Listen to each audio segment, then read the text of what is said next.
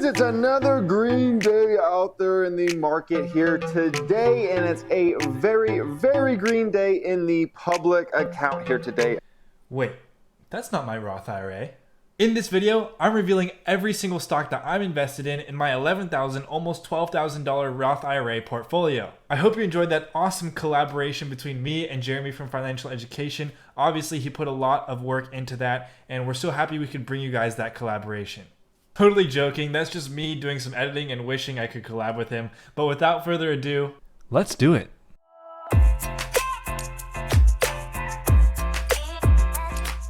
What's going on, everybody? Welcome back to my channel. My name is Matthew, and today we are covering every single stock in my Roth IRA. So usually I spend about 1 to 3 hours writing scripts for my videos, but this one's a little more casual. It's really just off the cuff. I just want to talk casually with you guys, so bear with me if the structure of this video is not as amazingly seamless as it usually is. But basically, we're just going to start from my biggest losers to my biggest gainers in the account and explain what that company does and why I invested in them. I've talked about some of these companies before here on this very channel, but some of them I haven't, so make sure you watch all the way through. And lastly, if you don't already know what a Roth IRA is and you're young, I highly recommend that you look into it right now, but not right now, like finish this video first. And I'll also link a video that I made about Roth IRAs right there. All right, housekeeping done, like button smashed, right? Let's jump into the portfolio. All right, so here we are. It actually was a pretty massive day in what is now my public account. And I guess let's just jump right into it and look at some positions. So as you guys can see, we have almost $12,000 invested in this account, and we gained $500 of that just last Friday. And right now I have the portfolio organized by the biggest losses by percentage, and then we're just gonna move down and see where our biggest gainers are. So first up is Zscaler, little old Zscaler. I talked about this in my growth stock video. It's currently down 10%. And if you notice, I don't have too much invested in Zscaler. Whoa, what is this? Whoa, this is kind of cool. Wait a second, what? Sorry about that, I had no idea you could do that here. But yeah, so Zscaler is my worst performing position right now. I got in about maybe a week or 2 weeks ago, and I only got in with 3 shares, which as you can see is not a big portion of my account invested. So we have quite a few stocks to get through, so I'm not gonna tell you a full analysis on every single one. I'm just gonna tell you what they're about and why I think there's potential here. So Zscaler is a growth stock, and what they do is cloud-based cybersecurity. I'm not going to get into the nitty-gritty financials for these stocks, but I think Zscaler has an incredible opportunity ahead of itself because it's one of the first movers in the cloud-based cybersecurity sector. It can claim over 100 companies in the Fortune 500 who are its customers, which means it's obviously doing something right. And lastly, I think cloud-based technology and cloud-based sector is only beginning to grow, and there's so much potential there, and with that potential comes a lot of things that need to be protected by companies like Zscaler. So yeah, you know, negative 10% is never a great thing to see in your account, but I kind of expected that because when I got in, and my cost basis was $110, and honestly, I think that was way too expensive, but I did have a little bit of FOMO because I had seen what Okta had done. Okta just kept running up and up and up, and I'd been watching Okta since maybe November of last year. So I didn't want to get Okta'd, I guess, if you can call it that. I didn't want to get Okta'd by Zscaler, so I got in just a little bit. And with that decision, I was okay if it dropped 10%. I was prepared for that, and now I'm ready to add to this position if it drops to a more attractive price. The next stock we have going on is Virgin Galactic, ticker symbol SPCE. And guys, I have to admit, I'm a little Virgin Galactic fanboy, okay? I love Richard Branson. I think he is super inspiring, and I think what he's doing with this company is completely revolutionary. And if you haven't already seen my initial analysis on Virgin Galactic, go check that out. But if you have, you'll probably know that I have a little bit of history with Virgin Galactic stock. And that history is I bought into Virgin Galactic when it was about $10 per share in December of 2019. And then I bought in and out of that stock very frequently for very big gains until it reached $42 per share. That's like an over 400% return on investment. And guys, I was not just putting a little tiny safe amount of money into Virgin Galactic. I was literally piling my portfolio into this stock. I rode this stock to probably a 30% increase in my overall portfolio, but then everything changed. Rona came around, and I refused to believe that ticker symbol SPCE, which we're going to call space stock from now on, would go down. I was dangerously in love with the stock, and I wouldn't let it go. So as most speculative stocks do when an event like the Rona comes around, it completely destroyed my portfolio. So there I was, the silliest little boy in the world, holding on to what gains I had left. But it's okay, because it taught me a lesson that you cannot fall in love with a stock and you have to remain emotionless, and obviously I felt the emotion of love. But enough with this. If you don't already know, Virgin Galactic is a company that's working to bring space travel to the mainstream. And what you do is you go in their little ship, you fly just out of orbit where you technically become an astronaut, and then you wait for the Earth to rotate, and then you come back down and you experience zero gravity. Not only do I believe in the idea, concept, execution, and management at Virgin Galactic, but I also believe in the space sector itself. I think it's going to be the biggest, hottest sector within the next 10 years. But right now, Virgin Galactic is the only pure space play on the market. So usually for this account, since I want it to be very safe, I wouldn't contribute more than $500 to a speculative or growth stock, but here I am. So I was keeping the window right here so you couldn't see the fifth stock, but then I realized that's super ugly to look at, so I am so sorry. We're just gonna show everything. But guys, don't spoil it for yourself. Stop looking right here. Stop it. Just look right here. Third stock I want to talk about is Appian, and I covered this one in my growth stock video as well. Appian is a company that helps develop software and apps from... Oh my gosh. I just realized we didn't change the quote of the day.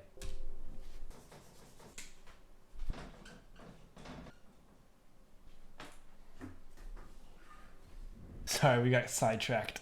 Appian is a company that creates apps and software for corporations and companies that need to transition to a more mobile or online presence. Aside from great financials, I bought into this company because I think that the transition to online is still not over. A lot of government agencies and other big corporations still have to make that move, and Appian is their cheapest, quickest, most quality solution. So we are down around 5%. It's not super ideal, but I'm really not worried because, again, like all the stocks in this portfolio, I'm going to be holding them for years. And I think Appian is the growth potential is massive. Our fourth stock and the last loser of this bunch is Activision Blizzard, ticker symbol ATVI, and this one's honestly kind of surprising to me. Activision Blizzard is a blue chip stock. It's a video game developer and distributor. I think the video game industry is actually very underrated right now. In fact, while I was doing research for my Facebook video about Facebook gaming, I looked at the size of the gaming industry. But the point is, I think the gaming industry is going to be huge in the future, and I was willing to put in a little more in my initial position with Activision because I think it's a very safe company to put money into. With this 4.8% loss, I'm not worried at all. I think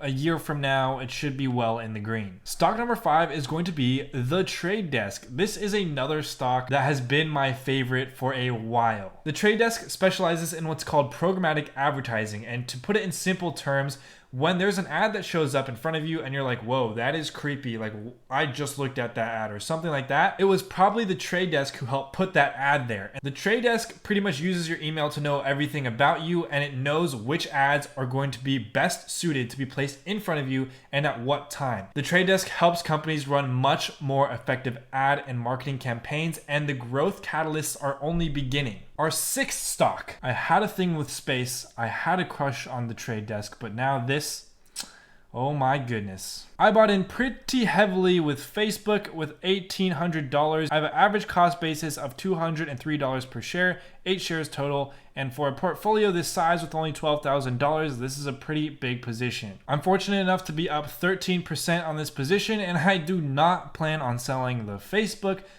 anytime soon. Everyone uses Facebook, and if you don't use Facebook, you use Instagram. And if you want to run ads, the best place to run ads is through Facebook. And you want to know why Facebook is the best place to run ads? Because everyone uses Facebook, and if they don't use Facebook, they use Instagram. But the more legitimate reason is that they have tons and tons and detailed data on all of us, and that data has value. And that's all I'm going to say about that, because we all know Facebook. Come on. All right, stock number 7. Honestly, I am probably the most proud of this pick right here. First Solar Incorporated. I'm up 15%. I have $44 per share, and it's currently at $51. I have 10 shares, about $500 in market value. So this is actually another stock I covered in one of my older videos, Best Stocks to Buy in 2020, same one that I covered the Trade Desk in. And I'm really proud of this pick because it's kind of an obscure stock, you know, not many people talk about it. In fact, I don't think I've seen anyone talk about this stock on YouTube. So after tons and tons of research in this company, I decided to buy because if you can't tell already, it produces solar panels for residential houses, but also for massive solar power plants. In the long term, I think solar power is where we're gonna go next because, you know, global warming and all that good stuff. But additionally, after doing more research into First Solar, I found that their solar panels had a huge competitive advantage over other solar panel companies, and it had to do with cadmium telluride, and that's really all I remember. It was something about the energy conversion rate and how it was much more efficient than what other solar panel companies are using. And another reason why I decided to buy this stock is because of its 5-year chart. It looks almost cyclical. And I started doing research into this company right around here, almost exactly at the bottom. So I figured, history often repeats itself, so it kind of makes sense for it to go back up, and I guess I was right. And I'm also pretty sure they have a great balance sheet, but don't quote me on that. In fact, you should go do your own research on all of these stocks. Don't buy them just because I have them or I say that I'm going to buy them. I am not a licensed professional in any means, so always do your own due diligence. So surprise, we're actually going to skip ahead to the stock that has yielded the highest percentage this year, and that would be the like button. Got him! The like button is up over 100% year over year, and the reason why I decided to invest is because of the YouTube algorithm. As always though, in all seriousness, these videos do always take a long time to record and especially edit, so I'd really appreciate just hitting that thumbs up. Thank you. All right, so stock number 8 is Visa Incorporated, and I think this is one of my favorite stocks out there, and I feel like I've said that a few times now, but seriously, this is a fantastic buy and hold stock. Visa is a payment processing company that makes money every time there's a transaction with a Visa card, and it takes a very small amount, but think about how many cards out there are sponsored and backed by Visa. I don't think Visa's going anywhere anytime soon. They're a company that has an amazing 5-year chart. Just take a look at this. And in fact, I feel like less and less people are using cash and instead using more things like credit cards and debit cards, and guess who's in that business? I'll give you a hint. It rhymes with Visa. And the next one in the portfolio is Jpmorgan, ticker symbol JPM. I really did this for some diversification in my portfolio. I wanted something in the finance sector, and I thought Jpmorgan was a great bank to go with. They were also down a decent amount from their all-time highs. I don't see Jpmorgan going out of business anytime soon, and seems like it's working so far with a 21% return on our investment. This next stock, Wynn Resorts, ticker symbol WYNN, is really a play on the Roni Rona. I thought, this stock, it probably won't go away either, and if it can last through the Roni Rona, we should see a pretty strong rebound, and we have, especially this last week. All right, so this next stock, I have to give a huge shout out to my man, Nathan. This is my guy Nathan right here. He started messaging me early on when I started this channel, and we got to talking about stocks. And if you guys want to talk to me, always reach out. Go to the DMs on Instagram. I respond to every single one of them. But the point is, Nathan was also in the beginning of his value investing journey, and he pointed out Viacom, ticker symbol VIAC. And Viacom is a media conglomerate that owns the likes of MTV, Comedy Central, and Nickelodeon. Nathan pointed out that this stock was beaten down hard. He was kind enough to walk me through his value investing process. I agreed with all the points he made, and I decided to put some money in. And of course, yes, I did put money in after doing my own research, as you guys should, but Nathan is the one who put me on the trail, so I have a huge thanks to you, buddy. I don't even think I circled this stock when I first started talking about it. I was too excited. But we're up 31% on a $1.4 thousand position with an average cost basis of $18.81 for 59 shares. It's currently sitting at $24.80, and I wouldn't be surprised if it keeps going up, baby. The next day. Bruh. We are down to our last 2 stocks, and these stocks have been all over everyone's minds lately. So the second last stock is my dear big bad BA. Is it weird that I have such an emotional connection with my stocks? We got into Boeing at $145 per share. We bought 17 shares, about almost $3.5 thousand worth. It's a huge part of our portfolio. We're lucky enough to be up 41% right now, and right now it's at $205. And by the looks of it, it's 1:30 a.m. and the pre-market is showing me it's up 5%. Fingers crossed that holds. The next day. Bruh. So hopefully you guys have all watched my Boeing video, which I'll put right here. And if you haven't, please go check it out because it explains my whole thesis on Boeing and why I was so confident to put so much money into this stock. But to give you a little recap, I don't think there's any way that Boeing is going to go under. 31% of its revenue comes from the US government. They are way too entangled for the government to let anything happen to Boeing. Additionally, this stock was just beaten down like a dog, and I don't know why I didn't get in around $90 when I really should have. Am I going to add more? I don't know, probably not right now because I have a lot in this account and I also have a lot in my other account. So I don't want to put too much of my overall money into one stock, even if it is Boeing. And I think Boeing's on a tear right now, but if there's a big pullback, maybe then I'll add a little bit more. And our final stock, the biggest gainer in this portfolio, is none other than Delta Airlines, ticker symbol DAL. But Matt, you said you weren't going to invest in airlines. All right, well, first of all, I said maybe I wouldn't. But second of all, I bought this way before I made that last video. I also, unfortunately, only put $191 into this stock when I first purchased it. So yes, it's gone up 42%, but I only made $82. But after doing my last video and doing all that research into how maybe dangerous the airline industry is, I still don't really see a point in selling $200 worth of Delta in my $12,000 account, because at that point it would really just be like a matter of principle. But in reality, Delta is one of the better, safer airlines to be holding on to anyway, Delta and Southwest. That's also my opinion, and Papa Buffett's. But I do want to address a point about my last video that was brought up by someone in the comments section. Big Daddy.